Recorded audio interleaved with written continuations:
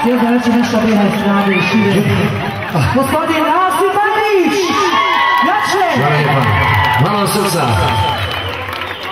Hvala vam puno što ste nas došli da se družimo. Hvala mojoj kolegici na lijepoj najavi. Ako ste za igru, znači igrajte. Ako za slušanje, slušajte. Ajde majstori, idemo.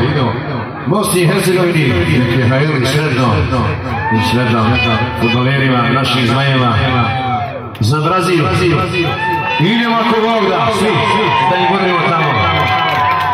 Hvala vam puno. Ajde majstori.